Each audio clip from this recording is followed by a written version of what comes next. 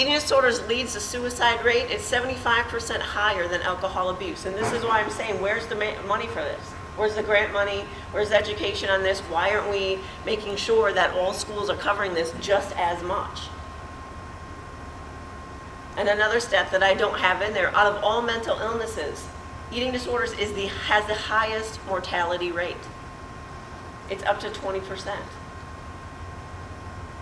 And again, I say, what are we doing about that besides, wow, that's a really high number. So what are you doing for lunch? You know, it's kind of how it happens is because eating disorders are not in our faces. And you know, I know what it's like, those of you that work in the school, what happens? Your attention gets pulled to the person that's bullying, that's creating crisis, that comes to school high. The attention goes there. But the person with the eating disorder is going to be very secretive and very, very silent about it. Has anyone heard anyone run down the hallway being like, guess what I did last night? I just binged. What'd you do?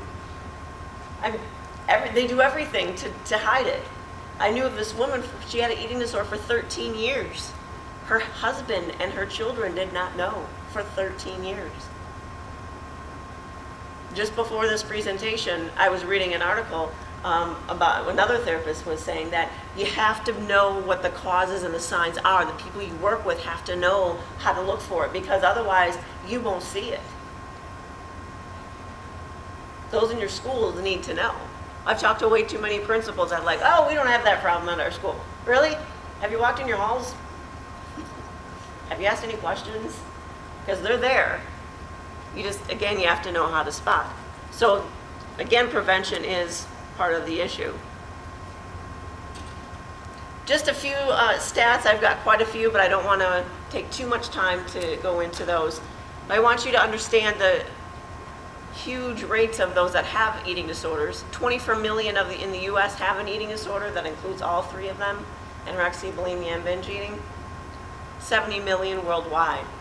Now notice the different subgroups. 10% are men. African American has the same rate as whites.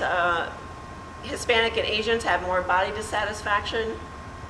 And 94% of those that are 30 to 65 years old actually had an eating disorder when they were younger. So my point with all of this is it no longer is the white middle class teenage girl that has the eating disorder. It now hits men. It now hits older women. It now hits all races. No one is exempt at all from this illness at all. In fact, there was a facility that opened up a unit specifically for older women because there were that many that were coming in and now reaching out for help with their eating disorder.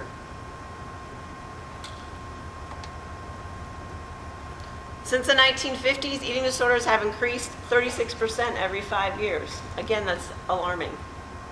It's alarming to me.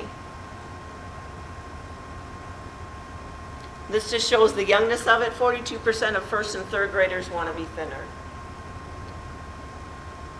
80% of preteens that diet, they are 8 times more likely to have an eating disorder. 8 times. So where do you catch them?